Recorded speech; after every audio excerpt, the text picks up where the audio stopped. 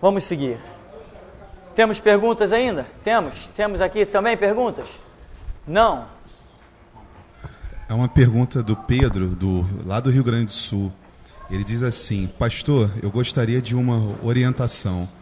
Eu tenho um filho de 8 anos e na escola dele vai ter uma festa em comemoração aos orixás. E ficou decretado que cada turma vai falar de uma entidade. Aqui ele ficou seria Iansã.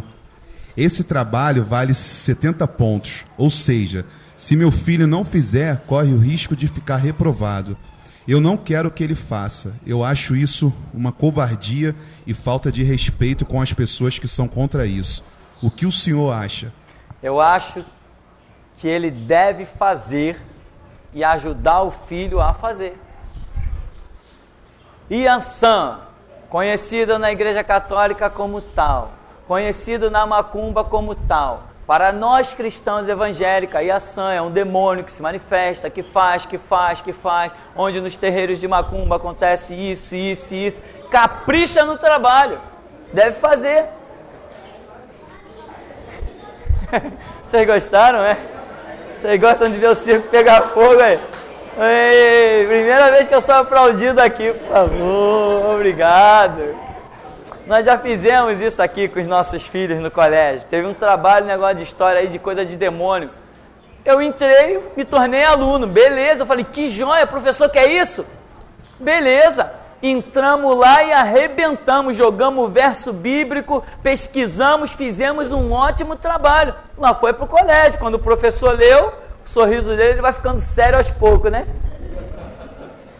Eu aconselho a ele sentar junto com o filho dele, sentar com a Bíblia, em oração, chave bíblica, dicionário, tudo que tem direito para o mundo. Vou fazer um trabalho.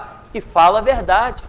Fala dos princípios cristãos. Quem sabe esse professor um dia não venha conhecer a verdade. Então, só para complementar, né? Essa é a minha opinião. Ele deve fazer sim, mas não vai fazer dizendo o que os outros querem que ele diga. Ele vai fazer dizendo a verdade cristã que ele conhece. Então, como nós temos falado aqui no nosso meio, nós não vamos tirar. Antes eu pensava que fosse assim.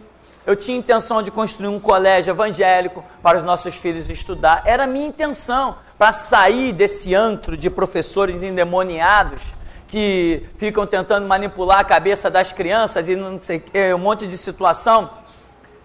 E de repente, orando, o que o Espírito Santo nos ensinou é que nós não temos que tirar os nossos filhos dos colégios. Nós temos que preparar os nossos filhos para combater nos colégios.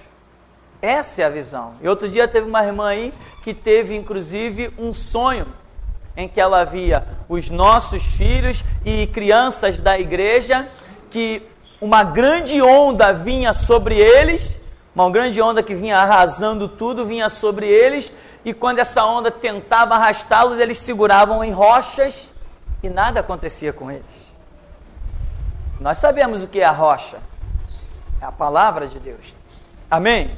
Rocha é a palavra de Deus. Então nós temos que dar o subsídio para os nossos filhos sobreviverem. Porque não adianta você tentar colocar o seu filho numa redoma de vidro, porque um dia ele vai ter que sair para cuidar da vida dele. Então nós desde já, a visão é essa. Ensinar, a Bíblia diz o quê? Instrui a criança no caminho que deve andar, e até quando envelhecer não se desviará dela. Quem disse isso? Salomão. Então, nossa missão é essa, é instruir a criança na verdade, instruir no caminho que deve andar. Então, nós vamos instruir, a criança vai estar fortificada, quando, seja lá por que caminho vier as doutrinas satânicas, ela tem como resistir. Então, eu não aconselho ninguém tirar filho da escola. Eu aconselho sentar com seu filho e instruir, trazer para o seminário, trazer para a escola dominical, botar para ler Bíblia. Ah, tem dificuldade de ler? Tem áudio aí à vontade, bota para ouvir. Então, nós temos que trabalhar. Temos que trabalhar e lá fora os nossos filhos farão a diferença. Se eu simplesmente tiro meu filho do colégio, meu filho então não vai para a faculdade, eu me isolo os meus filhos do mundo. Tá, aí Paulo diz assim, olha irmãos, nós não temos que sair do mundo. Se fosse assim, Jesus, cada um que ia se convertendo, ele ia arrebatando.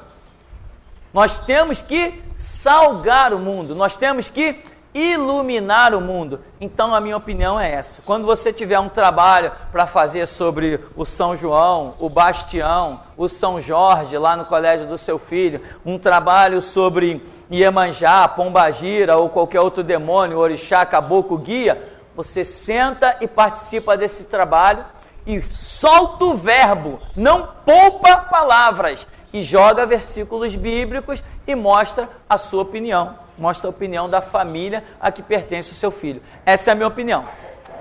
Temos mais perguntas? Uma pergunta da Edivânia de Santa Catarina. Eu queria saber a opinião do pastor sobre o que aconteceu aqui na Igreja Universal, próximo da minha casa, recentemente, aonde a Universal distribuiu camisinhas em pleno culto da busca do Espírito Santo. Fiquei chocada e não estava acreditando no que eu estava vendo.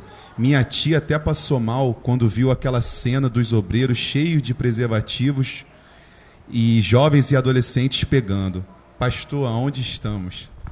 Aqui é Santo Cristo. Irmãos, esse negócio da camisinha foi que começou uma campanha do governo muito grande, HIV, né, que chama, quando a pessoa é infectada do vírus da AIDS, não é isso, HIV? E começou uma campanha muito grande, não só a nível, acho que no Brasil foi o que menos foi falado, isso pegou muito mais aqueles países ali da África, onde a situação é terrível, irmão, África, só misericórdia de Deus. Então, existia uma campanha, e a Universal, para fazer graça, para fazer cartão postal, começou a distribuir camisinha. Mas, como eles não têm conceitos, não têm princípio, não têm palavra, não têm ensinamento, isso ficou apenas um absurdo. A Universal já é um absurdo a própria existência dela. Então, esse absurdo começou a ser visto, poxa, a igreja distribuindo camisinha. Aí o que as pessoas dizem? A igreja não tinha que estar orientando as pessoas a terem uma vida sexual regrada, ao invés de estar distribuindo camisinha para uma vida desregrada? Esta é a questão. Então, particularmente, eu tomei conhecimento que foi devido a uma campanha que existiu sobre o combate ao HIV, que a Universal começou a querer distribuir camisinha. Para quê? Para se apresentar ou para aparecer. Tipo assim, vamos dar um cala-boca na sociedade, vamos dar um cala-boca no governo. Eles estão com a campanha do HIV, então nós vamos distribuir camisinha em todas as igrejas Universal. Aí fez-se isso que eu considero uma palhaçada. Para mim isso foi uma palhaçada da Universal, distribuir camisinha. Porque eles queriam realmente dizer que eles eram os que mais faziam, os que mais tinham recursos e que podiam distribuir camisinha para o Brasil inteiro. Ora, não justifica nada disso, não tem o mínimo sentido. Então, ao invés de eles pregarem uma vida sexual regrada, orientada, né? Não, eles simplesmente distribuíram camisinha. E isso soou muito mais como um incentivo a uma vida sexual desregrada. Então virou o quê? Virou escândalo. Porque não havia nenhum ensinamento, não havia nenhum conceito, não havia, simplesmente distribuiu camisinha. E, inclusive, eu vi uma entrevista onde abre aspas, pastor, fecha aspas, porque lá não tem pastor, um pastor da Universal foi entrevistado e a repórter dizia: por que vocês fizeram essa distribuição de camisinha? E simplesmente o homem não soube responder, não teve nenhuma palavra. Não soube responder. Não argumentou nada, nem para dizer, não, para combater a AIDS, ou para ajudar, não sei. Não, simplesmente não falou nada, porque eles não têm nada para falar. Né? Então, eu acho que todos os passos da Universal, sejam eles quais forem, nunca Jesus Cristo será naquilo glorificado, porque Jesus Cristo não é glorificado em templos de Satanás, como é a Universal. Uma pergunta da Vânia, lá da Argentina. Pastor, sou ex-obreira da Universal, aqui de Buenos Aires. Quero comentar que há tanta enganação e corrupção dentro das igrejas, tantas trevas, e eu queria saber o que mais falta para Jesus voltar e acabar logo com esse inferno de pastores enganando o povo. Não aguento mais tanta falsidade. Verdade. Nem nós, né, irmão? Nem nós. Olha, tá lá na Argentina, hein? Imagina nós, que aqui somos o palco de onde começou essa Babilônia aí. Imagina o que nós aqui, se nós observarmos, o que nós não temos a enfrentar. O que falta para Jesus voltar? Não falta muita coisa, não. Eu estou afirmando que Jesus volta nesse século 21. Mas ele está dando ainda, e penso eu vou usar assim essa expressão, está dando a chance de nós nos levantarmos, e como ele disse, os últimos serão os primeiros. Nós somos a geração que temos a oportunidade de angariar os maiores galardões do tempo da igreja, da era da existência da igreja. Nós somos essa geração, porque nós estamos no tempo da restauração. Nós estamos pregando o encerramento da era da igreja, ou seja, daqui a pouquinho, ainda dentro da voz da restauração, existirá um período final que encerrará o tempo da graça, e esse período final chama-se a era dos mártires. Inclusive já tem vários sonhos que trouxeram para mim sobre essa questão. Então daqui a pouquinho, a qualquer instante, terá início a era dos mártires. Esse será um período curtíssimo.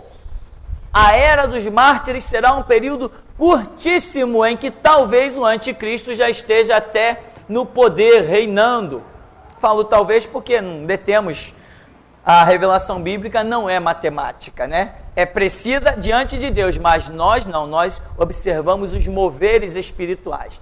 Então, hoje só está faltando nós nos levantarmos com graça, autoridade, poder, conhecimento, pregarmos. Quando Jesus mudar essa dispensação, o sangue nosso inocente será derramado e acabou. Jesus vem, pisará no Monte das Oliveiras e colocará fim a este primeiro sistema para dar início ao seu reinado milenar. Não está faltando mais nada.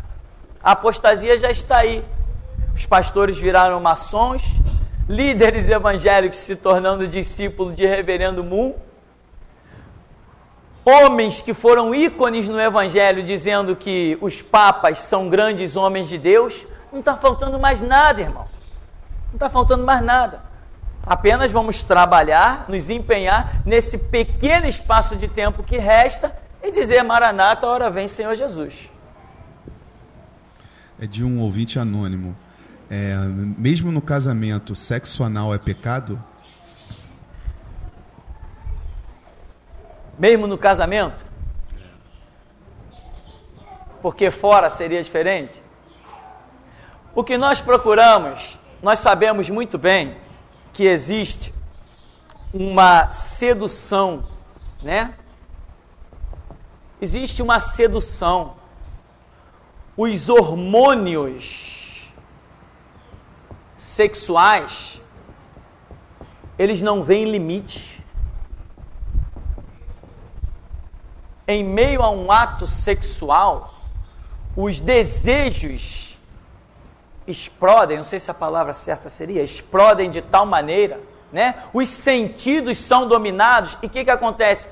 Uma influência que nós não podemos negar, todos nós temos influências dia a dia do que vemos, do que ouvimos, do que assistimos. Nós somos influenciados no nosso sentimento, na nossa alma, todo dia com essas coisas. E muitas pessoas acabam, em meio a um relacionamento sexual, extrapolando, se lançando a esta prática, que tem vários nomes, dentre eles pornografia, sodomia, sei lá, tem um monte de nome isso aí. Então, veja bem, isso é consequência de um certo desequilíbrio emocional. Vou usar essa palavra, que é bem entendida num contexto geral, né? Poderia usar desequilíbrio sexual, mas eu acho que não é bem um desequilíbrio sexual, eu acho que é um desequilíbrio emocional. Então, as pessoas são dominadas por uma força, porque o sexo é uma força descomunal, ou não é? O sexo envolve uma pessoa de uma maneira sobrenatural. Quando a pessoa se sente atraída sexualmente, o corpo ferve, o sangue ferve, não ferve? Todo mundo sério, todo mundo tranquilo. Ferve ou não ferve? Ah, então admite, irmão, ferve, todo mundo sabe que ferve. Por isso que os padres não conseguem se conter. Acabam caindo na pedofilia. Eu estudei com um professor de história, que ele disse que tinha estudado para ser padre. E ele falou que tinha um convento e tinha um muro alto e do outro lado era um prostíbulo. Ele falou que assim que eles acabavam do seminário de rezar a missa, dava um jeito lá, botava uma escada e pulava o muro e ia para o prostíbulo. Uma turma. Porque o homem não consegue se conter. Por quê? Porque ele vai estar lutando contra a própria natureza humana. Você não pode vencer o que Deus colocou dentro de você. Você não pode vencer os conceitos que estão dentro de você quando Deus diz assim, sede fecundos, crescei-vos e... É ordem. É ordem, meu irmão. É ordem. Você não vai dizer assim, não, eu nunca mais vou querer, eu não quero saber de mulher na minha vida. Tá, vai em frente. Até aparecer uma, sei lá, do jeito que você gosta, lourinha, moreninha, pretinha. Até você dizer assim, eu acho que eu vou repensar os meus conceitos. Não, o Alessandro está rindo que só ele, né? Então, meu irmão, os hormônios, né? O desejo sexual é muito forte. E às vezes existe o fracasso emocional em que a pessoa cria as suas fantasias e não se controla em uma relação sexual, vou chamar normal. E ela passa uma relação sexual, vou chamar anormal, que seria essa prática mencionada pelo nosso ouvinte, chamada prática sexual anal. Então, o normal é o normal. Por que eu estou considerando normal e anormal? Eu tenho que ter um fundamento para dizer do que é normal e do que seja anormal. O meu fundamento aqui, ele é ciência. O meu fundamento é científico, porque cientificamente nós vemos órgãos detalhadamente separados para determinados fins. Mas o sistema emocional dos seres humanos às vezes extrapolam essa normalidade e acaba se gerando então práticas que não seriam normais e que não seriam, posso crer, inclusive, não teriam a aprovação de Deus. Mas o que emocionalmente pode acontecer num momento sexual é realmente complicado para muitos e é necessário equilíbrio emocional. Temos que orar sobre essas coisas. Quem vai orar? Quero nem olhar quem vai orar. Tem mais pergunta aí? É uma pergunta do Kaique. Ele diz assim, pastor, você aceitaria fazer um debate com o Silas Malafaia? Não aceitaria. Para quê? Para que eu vou fazer um debate com o Silas Malafaia? Todo mundo já não viu que o homem está obstinado numa opinião?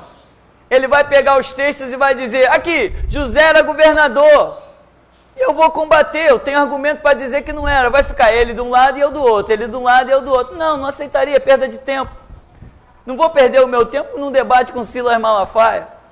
Se um dia Deus nos unir, aí deixa sair faísca e vamos acender a fogueira. Mas eu provocar um debate com Silas Malafaia, não tem o mínimo sentido. Eu não tenho nenhum ódio do Silas Malafaia. Não tenho nenhum ódio. A queda dele não me agrada nem um pouco. Eu não me sinto nem um pouco alegre com a queda do Silas Malafaia. Quando eu era jovem, no começo da minha conversão, ele também jovem, quando ele pregava, meu irmão, parecia que eu ia entrar por dentro da televisão. Ele foi uma pessoa importantíssima na minha vida e a minha memória, essas coisas, me causam mal em hoje ter que falar dele, denunciar ele, porque ele foi um exemplo para mim.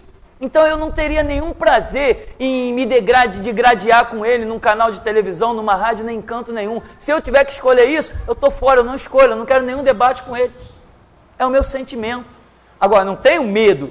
Tenho medo de debater com o Silas Malafaia? Não tenho medo nenhum. Não tenho medo nenhum, eu tenho o meu chamado. Agora, se eu tivesse que escolher, vai ter um debate aí com o Silas Malafaia. Jesus, é teu projeto? Se Jesus fizer silêncio, eu digo, não vou. Só iria se Jesus dissesse, não, vai. Aí eu iria obedecer ao meu Senhor. Mas fora isso, não tenho nenhuma intenção de causar nenhum debate com ele. Primeiro, que eu sei que ia sair faísca para todo lado. Ia sair muita faísca. Então, não é questão de aceitar ou não aceitar, é uma questão de eu achar que não vejo necessidade. Se um dia Deus traçar esse plano, eu vou entrar nele, mas por enquanto... É uma pergunta do Rômulo, pastor. Ele diz assim, aqui em Santa Catarina, nós somos bombardeados com esse negócio de camisinhas nas fábricas. E aqui, mais ainda, o governo começou por colocar camisinhas em colégios, nas tais máquinas de camisinhas para crianças menores. Eu gostaria de saber do pastor sobre isso, de dar camisinhas às crianças que nem sabem o que é sexo. É uma coisa bem absurda, é a primeira vez que eu estou ouvindo sobre isso.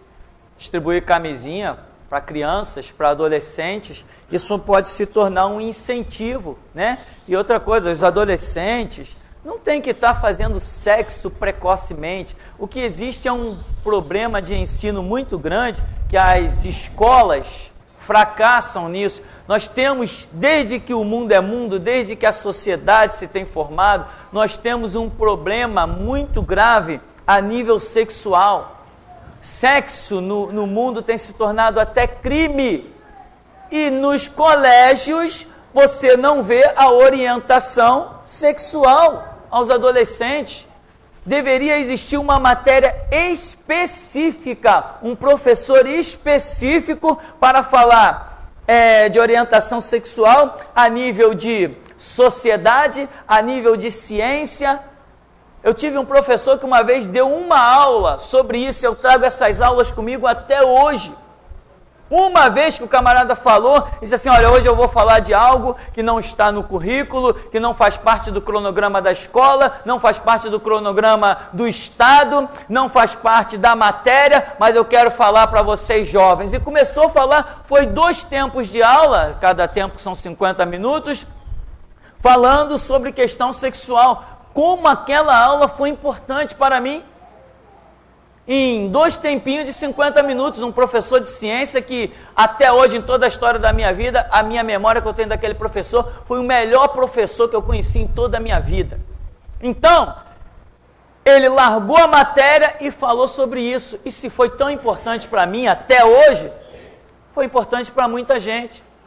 E das aulas que ele ministrou, eu falo muitas coisas, eu escrevo muitas coisas, se tornaram fontes de pesquisa para mim.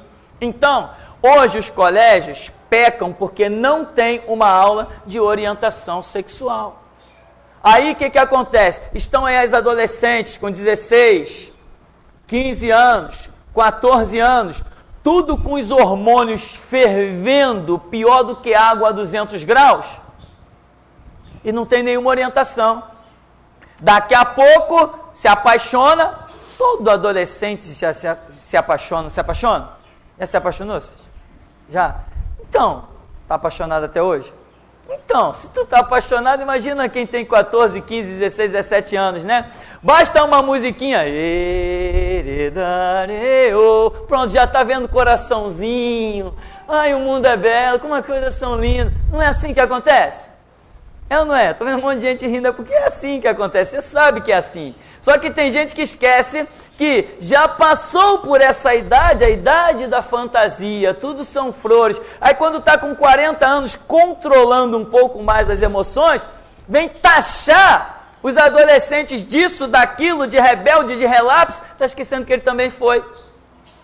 Não está sabendo usar a bagagem da experiência para orientar quem precisa de orientação. No mundo a gente adquire experiência mesmo, para quê? Para orientar os que estão chegando depois. e a sociedade vai se tornando mais equilibrada. Então, nos colégios falta essa orientação sexual. Se eu chegar para uma jovem de 14, 15, 16, 17 anos e dar uma camisinha para ela, o que eu estou querendo dizer com esse ato? Toma, faça sexo, mas usa a camisinha. É isso que eu estou dizendo. Se protege do HIV, se protege das doenças, mas use a camisinha, como se camisinha fosse solução. Camisinha não é solução. A solução é um equilíbrio emocional. A razão, a lógica, o conhecimento, é isso que nos freia. Todo homem tem um desejo sexual, todo homem tem um desejo sexual praticamente irrefreável. E por que nós nos contemos? Por que nós mantemos a nossa própria família? Por que nós direcionamos os nossos desejos, as nossas emoções para uma única pessoa? Porque existe um conceito, tanto um conceito que foi semeado pelo próprio Deus, tanto esse conceito, quanto o conceito de uma organização social que nos impele a uma conduta. Então, é isso que vai nortear a vida de cada um, não é simplesmente uma camisinha. E quando não existia camisinha, o que se faria então? Mas na época do Egito Antigo já existia camisinha, porque já existia doença sexualmente transmissível, né? Porque se você for lá você lê a história geral, você vê que no Egito Antigo eles já inventavam com a víscera de carneiro, entendeu? E emergido em óleos essenciais que eram porque na época já existia doença sexualmente transmissível. Sim. Só não existia o vírus do HIV. Exatamente, não só a questão de doenças que sempre existiram, mas também a própria contracepção, ou seja, você evitar filhos, também tinha isso. Então as pessoas usavam recursos. Ora, descobriu-se que o sexo é, em primeira mão, uma situação mecânica, de a introdução de um órgão genital em outro e a ejaculação, né, o expelir de da semente, vamos assim dizer, o sêmen. Então descobriu-se o quê? Se impedir que aconteça que o sêmen se propague no órgão genital feminino, então nós poderemos evitar uma gravidez. Então criou-se. Com óleo seria para transformar a pele mais macia, o óleo tem essa propriedade. E tantos outros argumentos. Já houve casos de pessoas usarem até espuma. Introduzir a espuma na vagina de maneira que o espermatozoide não vai se propagar. Mas hoje nós temos aí uma infinidade de tecnologias úteis de uma série de formas. A camisinha é a questão mais prática. Agora, a camisinha ela é eficaz para evitar doenças, enquanto que os comprimidos anticoncepcionais podem evitar filhos, mas não evitam doenças, porque as doenças são geradas devido ao contato físico, né? Num relacionamento sexual, o órgão masculino, ele sofre fissuras, aonde abre a pele, abre rupturas, rachaduras na pele. E o órgão feminino acontece a mesma coisa. Então, quer dizer, é como se fosse acontecer uma transfusão de sangue. Sangue do homem passa à mulher, sangue da mulher passa ao homem. Aí geram as doenças. O HIV é exclusivamente fonte disso. Então, meu irmão, o que falta nos colégios? Orientação sexual.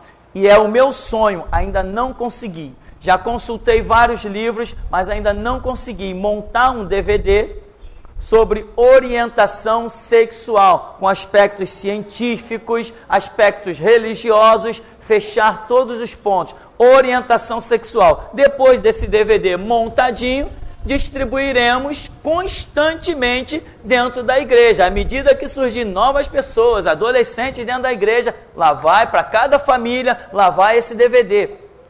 É algo que eu sonho realizar, sonho né? Inclusive falando sobre a questão homossexual. O DVD vai ser um negócio amplo, mostrando o pecado do homossexual, o que é o homossexualismo, uma possessão demoníaca, mostrando as nossas experiências, casos de pessoas libertas, uma série de situações. Então, orientação sexual é o que falta nos colégios. As pessoas estão perdidas. Aí vem o Estado e diz, vamos distribuir camisinha. Tá, mas para uma jovem de 13, 14, 15 anos, o distribuir camisinha, tá, o que significa isso? Significa que eu posso fazer sexo à vontade desde que eu use a camisinha? Não, e o conceito moral, o conceito ideológico, o conceito familiar, os conceitos maravilhosos que Deus colocou desde o princípio no ser humano. Então a camisinha não é a solução. Tem perguntas? Uma pergunta do Marcos. Ele quer saber se de todas as Assembleias de Deus, sem exceções, se estão cortadas. A questão é o seguinte. O que é sem exceções? Sem exceções, eu posso dizer que quem não entrar na visão da restauração está cortado. Em que sentido está cortado? Quem não participa da visão da restauração, quem não aceita essa voz, eu afirmo e aceito o desafio perante céu, terra, mar, o que for. Quem não participar da visão da restauração não será arrebatado, está cortado. Ponto final. Tá. Agora, uma pessoa deixa de ser salva porque não está na visão da restauração?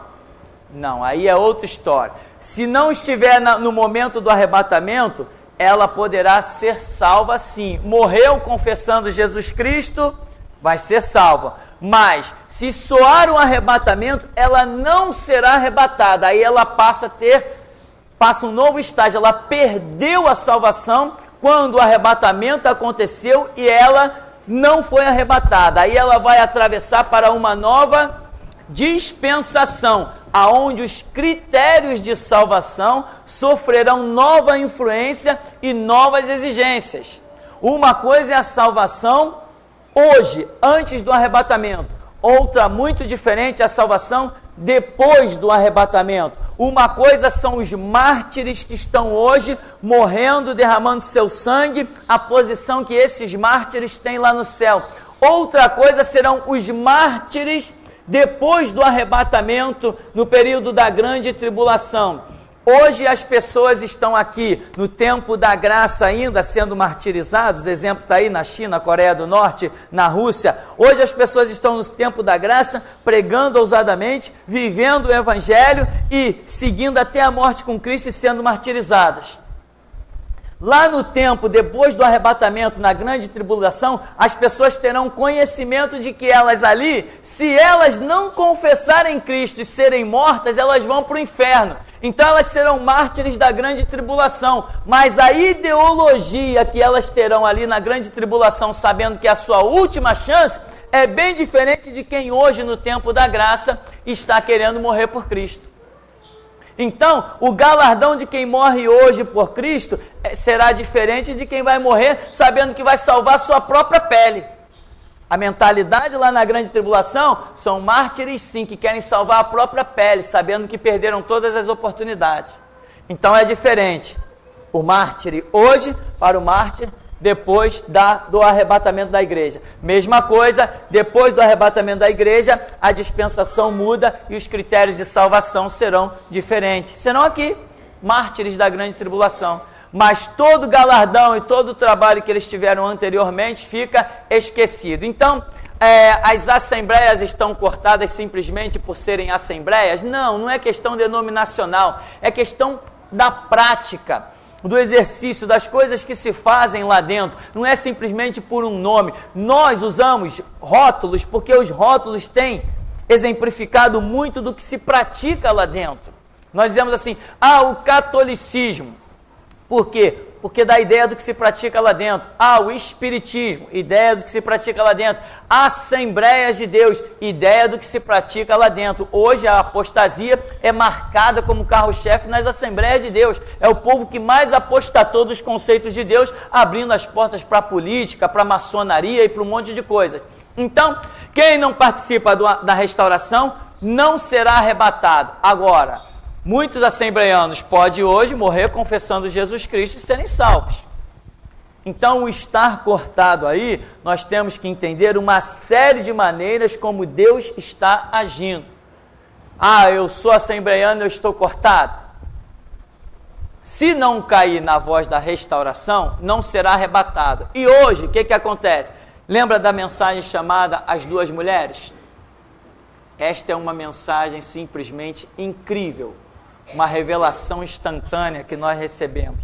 Hoje as pessoas estão trabalhando pelo Evangelho, mas estão fora do propósito de Deus, que é restauração. Mas elas estão trabalhando, elas estão produzindo. Só que o que elas estão produzindo não tem valor diante de Deus, está cortado, eliminado, porque estão fazendo aquilo que Deus não quer que seja feito. Hoje estamos no tempo da apostasia, então a mensagem a ser pregada é mensagem de denúncia. Isso ninguém está querendo hoje. Então, mesmo que o camarada, eu estou Assembleia Batista, seja lá, eu não estou cortado, tá? Pode não estar cortado, mas o que está produzindo não está tendo valor. Pode não estar em perda de salvação, mas o seu trabalho está sendo um trabalho inútil. E este trabalho inútil, essa falta de visão espiritual, pode vir a gerar até a perda da própria salvação. Existiu nos Estados Unidos um pastor, isso está escrito num livro, ele falando sobre ele mesmo, que ele cantava no coral, ele tocava, ele pregava, ele fazia seminário. Não, esse caso não era um pastor, ele fazia um seminário, ele era um seminarista, ele fazia tudo que era trabalho na igreja, dirigia trabalhos fora da igreja, fazia um monte de coisa. De repente, ele sentindo um mal no coração, deitou um pouquinho lá, deitou num canto que ele tinha na sala dele, deitou. E de repente ele olhou e viu que ele estava fora do corpo dele. Ele falou assim, eu morri. Quando ele viu que morreu, ele esperou, ele olhou para cima e esperou que algum canal no ar abrisse e ele começasse a subir. De repente, para surpresa dele, abriu um canal para baixo e ele começou a descer. Aí ele começou a dizer assim, Senhor, mas eu cantava no coral. Ele começou a falar tudo que ele fazia. Eu era seminarista, eu dirigia o trabalho, eu fazia isso, fazia aquilo. E de repente ele está descendo e ele vê uma espécie de portal e ouve gritos lá embaixo e uma mão negra vem, pega no pé dele e começa a arrastar ele com mais força para baixo.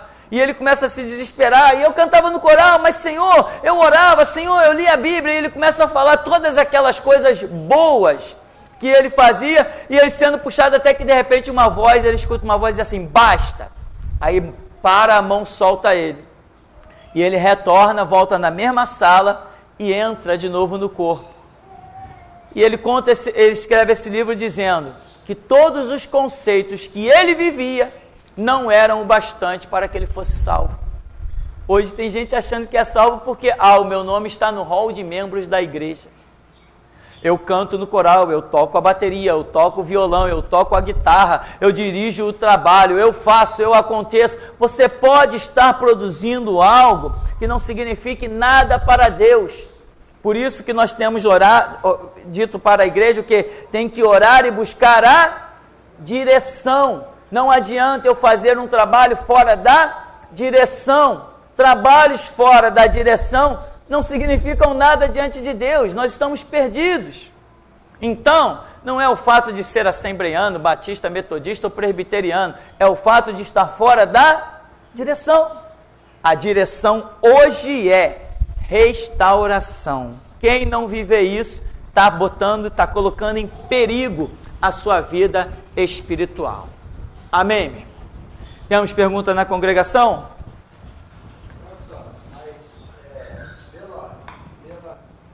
Pelo meu conceito, é o seguinte, quando você aceita Jesus Cristo como seu único Salvador, de coração aberto, você já está tendo a salvação, né? E o arrebatamento, ele também só é feito, por exemplo, você é cristão, então os cristãos têm o direito do arrebatamento. Porque eu vi uma entrevista uma vez de uma pessoa evangélica no Jô Soares 11:30. Ele é até piloto da American Airlines lá nos Estados Unidos. Nos Estados Unidos eles fazem o seguinte na Europa. Quando a tripulação da aeronave é toda evangélica, se tira um evangélico e bota um ímpio. Porque o que acontece?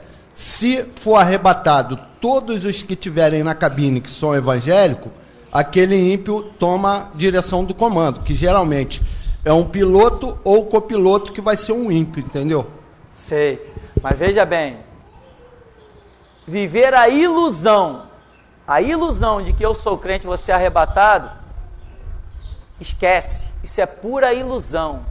Arrebatamento, a Bíblia diz que é para crente fervendo, crente denunciando a apostasia, crente desfazendo as obras do diabo, crente transtornado, crente arrebentando. Eu não posso acreditar no arrebatamento de pessoas como eu conheci dentro da igreja batista, que chegam na igreja, irmão, ora pelo meu trabalho, ora pela minha casa, ora pelos meus filhos, tá, acabou o culto, ai, já estou abençoado, vou cuidar dos meus afazeres. Não, arrebatamento não é para quem cuida dos seus afazeres, é para quem cuida dos afazeres de Deus. Porque as pessoas têm mania de vir na igreja e dizem assim, Deus, eu quero isso, quero aquilo e quero aquilo outro. Nesse ministério a gente aprende a chegar aqui e perguntar o que Deus quer da gente. E não o que a gente quer de Deus. Porque a Bíblia diz, buscar primeiro o reino de Deus, a sua justiça, as demais coisas serão acrescentadas. Então veja bem, achar que eu sou cristão e serei arrebatado, é a mais pura ilusão que um ser humano possa viver. Porque até os católicos estão se dizendo cristãos.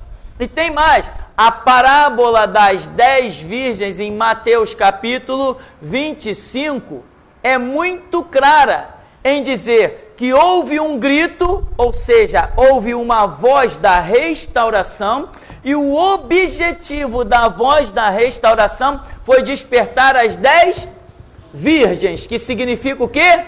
Todas as igrejas. 10 virgens significa todas as igrejas, todas as pessoas que se dizem cristãs sobre a face da terra. E diz que o grito veio para acordá-las. Diz que elas tinham a lâmpada, que é a palavra, e tinham o azeite, que é o Espírito. Mas mesmo tendo a lâmpada, que é a palavra, e tendo o azeite, que é o Espírito, a Bíblia diz que somente as que tinham azeite transbordante entraram no arrebatamento, entraram nas bodas do Cordeiro. Então, eu não serei salvo por ser cristão, eu não serei salvo por ter a palavra, eu não serei salvo por ter o Espírito, eu serei salvo por ser um cara completamente fora do normal, tendo um azeite transbordante, remando contra a maré. O arrebatamento é uma recompensa para aqueles que cumprirem o propósito de Deus final. E o exemplo nosso nessa restauração é João Batista, um cara louco que desafia as autoridades, desafia os sacerdotes, desafia todo mundo e acaba com a cabeça na bandeja. Ele é o exemplo de restauração. É isso que Jesus Cristo está exigindo para esses últimos dias da era da igreja. Arrebatamento será para gente louca, fanáticos, transtornados, que encara juiz, delegado, promotor, traficante e o que vier pela frente. Arrebatamento será para esses, não será para qualquer um, pois a Bíblia diz que tosquenejaram porque o noivo tardou. Então todas as igrejas adormeceram. Deus vem e levanta o grito da meia-noite para acordar as igrejas. E mesmo assim diz que elas não acordaram. Algumas acordaram, mas a maioria, penso eu, né? Porque 5 não é matemática, é livre-arbítrio, não acordaram. Então, o arrebatamento não é porque eu sou cristão, porque eu creio em Cristo, mas é porque eu coloquei a minha vida como holocausto no altar de Cristo. Não é simplesmente sou cristão, vou ser arrebatado. Não. Estou me consumindo no altar de Deus. Assim, aí eu serei arrebatado. Pastor, com relação à pergunta do internauta, né, com relação a sexo anal, me perguntaram a respeito disso. Um irmão veio me perguntar. Pelo que eu entendi, alguém perguntou a ele e ele correu para o celular e veio falar comigo. Ligou para mim e me perguntou. E se era pecado, essas coisas todas. E eu citei para ele, porque Paulo fala ali em Romanos 1, 26, né? Que as mulheres mudaram, né? Com relação às suas relações íntimas, né? Modo natural, contrário à natureza, tá? E o que acontece? Eu citei esse versículo para ele. O que veio para mim foi esse versículo. E ele perguntou se tinha alguma coisa mais específica, né? Que, pelo que eu conheço ele, foi alguma pessoa que perguntou a ele, algum ímpio perguntou a ele, e ele não soube responder, né? A minha pergunta é o seguinte: tem alguma coisa mais íntima, mais específica com relação a isso? O que nós temos são os conceitos principais que eu citei aqui. O conceito científico, né? Esse conceito científico. Biblicamente tem esse texto de Romanos que você colocou para ele. Biblicamente tem os conceitos criacionistas de Deus, em que Deus criou cada órgão para o seu determinado fim. Esse é um conceito básico que nós temos de uma conduta. Por outro lado, se ele quer algo muito específico mesmo, aí ele tem que apelar para oração e receber de Deus, né? De um modo geral, nós já podemos acreditar que esta conduta não seja correta, por uma série de fatores, inclusive, que eu não vou mencionar aqui. O grande problema é que o nosso sistema emocional e os bombardeios que os seres humanos vivem diariamente na sociedade, né? Você vê lá, propaganda de cigarro, parece uma mulher de biquíni, caramba! Propaganda de cerveja, uma mulher de biquíni, né? Propaganda de quê? De carro, uma mulher de biquíni. Tudo aquilo que visa ser um consumo para o homem, aparece uma mulher de biquíni. E toma incentivar o contexto sexual, Daqui a pouco o cara está extrapolando. Entende? Então é isso que acontece. Você passa assim, numa rua, tem uma banca de jornal, se tu der uma olhadinha assim, caramba! Tinha que ser proibido aquilo ali. Tinha que ser proibido aquelas bancas de jornais, com aquelas coisas tudo explícitas, absurdas, terríveis. Entende? Aí, então, o que acontece é isso, né? Se ele quiser algo mais específico, ele tem realmente que orar e ver que direção Deus tem para a vida dele. E não ficar catando o que um vai dizer, o que outro vai dizer. Não é essa a realidade. Bem, nós vamos estar ouvindo aqui o irmão, depois nós vamos estar encerrando. Pirani, quanto a essa colocação do irmão, nós poderíamos citar também a destruição de Sodoma e Gomorra através por Deus. Por exemplo, Sodoma e Gomorra, biblicamente está aí mais um ponto, né? Que foi lembrado. A cidade de Sodoma e de Gomorra foram destruídas. Obviamente, claramente se detecta ali uma prática homossexual. Ali no texto se detecta isso claramente. Não adianta os teólogos, os falsos teólogos ou os cientistas querer usar algum argumento diferente. Lá, quando Ló recebe a visita dos anjos, etc., ali se detecta a destruição da cidade por causa de uma prática homossexual. Inclusive, todos os historiadores e também os cientistas da área da arqueologia já provaram tudo isso, não tem mais dúvida de nada. Então, está aí um detalhe que é também específico. Amém? Vamos ficar por aqui? As perguntas ficam para depois, então?